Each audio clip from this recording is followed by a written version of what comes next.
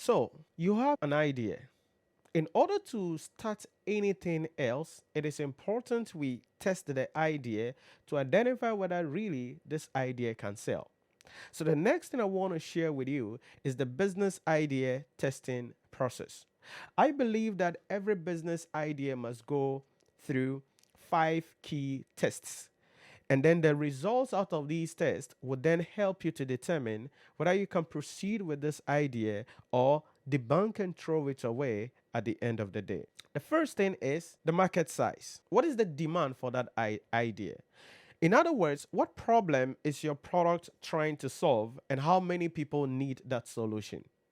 You have to identify that. So you sleep and wake up and you have a brilliant idea. You want to start a laundry business in your community, in your neighborhood. Okay, how many people need laundry in your neighborhood? How many people are willing to pay someone else to do their laundry for them in your neighborhood? So you don't just get up and say, "Oh, I feel that Mr. Akwesi takes his things to the laundry every time, so I will start doing laundry." Mm-mm. It's a good idea. It may be a fantastic idea, but you got to be careful and analyze the market size. Is the market growing? Is it static? Is it at its peak? Or what is the nature of the market? It is important you identify how many people need the products that you are trying to provide to the marketplace even before you start doing anything else. This will require some market research. This will require some interview with potential customers. This will require some discussion with some people to find out whether really they need some of these things at the end of the day. So whatever business idea you have, the first thing you want to find out is what problem am I trying to solve and how many people actually need this. The bigger, the better. Now, there are some business ideas that will not currently have a large market for it. In other words, customers don't even know they need that product or they need that service. These are rare case scenarios.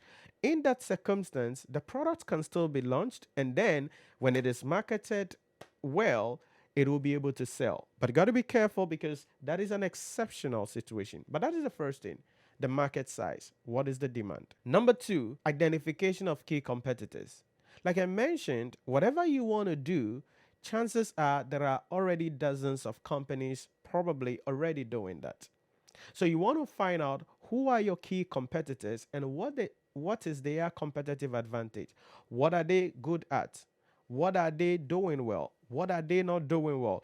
Which niche of the market are they not focusing on? Because sometimes if you want to start your business, you don't target the bigger market. You just have to target a niche of the market. Maybe there's a segment of the market, there's a group of customers who these big competitors are not serving, then possibly you can develop a product to serve those customers and make a huge amount of profit at the end of the day. But it is important to identify who are the big players in the market, what are they doing, what are they good at, what are their key areas of focus so that it helps you to then craft out strategies that will outfit them. Because remember, they have a lot of revenue, they have a lot of profit, they have a lot of human capital, they may have a lot of machinery and equipment than you do. So you want to find out what are they good at, how they are running their things, glean some knowledge from them, and then also what they are not good at so that you can develop a strength in those things and then serve the marketplace well with something distinctive and make sure that it is able to then attract people to come and buy your product. Number three, it's scalability. This is very important. What will it take to expand your business and increase your market share? Scalability. It is important you understand that you need to scale your business because you cannot start the business and you are making 1,000 Ghana cedis every month and you stay there 1,000 Ghana cedis. You should be able to get to 10,000 Ghana cedis a month. You should be able to get to a million cedi a month, 10 million cedi a month, and that kind of thing. And that will come as a result of you scaling the business. So you have to find out what will it take to scale your business. For instance, the laundry business that I'm talking about, if you want to scale the laundry business, then you have to open another laundry branch in another community. That will mean that you have to do a market research again, you have to sign a lease, you need to buy equipment, you need to employ people. So you realize that the money that it will take, the risk for each outlet is going to be very high. You have to know that. It is important. You need to understand that. If it is not a laundry business and it is something that can be done digitally, then it's scaling that will be very easy, because if it is an online thing, something that is done digitally, then the level of its scalability is not a problem. So whatever business you want to go into, you need to find out what will it take to expand your business and increase your market share. You have to analyze that before you get into the game in the first place. Number 4, profit margin. You see, this is what you're going to be getting at the end of the day. This is your reward. It is what you are going to be getting at the end of the day. The higher the profit margin, the better it is for the product, and the better it is for you and probably your investors. Because you see, you are taking all these risks, you are working all this time, you are going to be giving your all, you are going to leave everything and focus on this business. What are you getting in return? You have to be rewarded. So you need to find out what is the profit margin on this thing. And now, the profit margin on the product will usually depend on the type of product that you are selling and even the type of customers that you are selling to. That is why the test number 1, knowing the market share and understanding the demand, the quality of the demand, is very important. Because if you're going to sell your products to poor people, quote unquote, or people who are price sensitive, then you have to be careful to be able to then find ways and means to reduce your average cost of production in order not to compromise the quality, so that at the end of the day, irrespective of how you sell the product, you can still make some money and pay yourself at the end of the day, and also pay some investors if you have other people giving you some money into the business. Then the fifth thing is taxation and other regulatory requirements. You see, now that you are working for somebody, if you're working for someone, you don't care about taxes that much, because the company will do their taxes, and even they will file your tax on your behalf, even though you're supposed to also file your tax at the end of the day.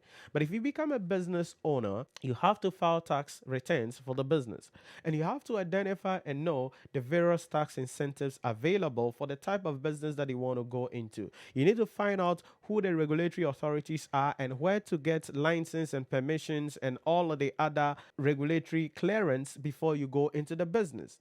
If you want to do something financial related, then the Bank of Ghana is there. You want to do something about insurance, the National Insurance Commission is there. You want to do something about manufacturing and food, then Food and Drug Authority and the Ghana Standard Authority is there. So depending on whatever you want to do, you will need some regulatory permits. AMA is going to be coming after you. GRA is going to be coming after you. So you have to understand all the legal regulatory requirements. You see, the worst thing you can do is to start the business without knowing about these things. Then later on, you'll be frustrated. Because if you want to start a business, you have acquired an office space. You've put all your equipment in the office space, and then you open for business. But then you don't go to AMA for permit. You have not gone to the various regulatory authorities for any certification or clearance. They will come for you. And it is illegal to be operating without the regulatory clearance. And there are fines and penalties that you would have to pay for that. And that could really frustrate your idea, frustrate you in order to make you not to be able to really run the business. So these are the 5 things that I believe that your idea must go through in order for you to ultimately decide whether this business is profitable and I can go into this.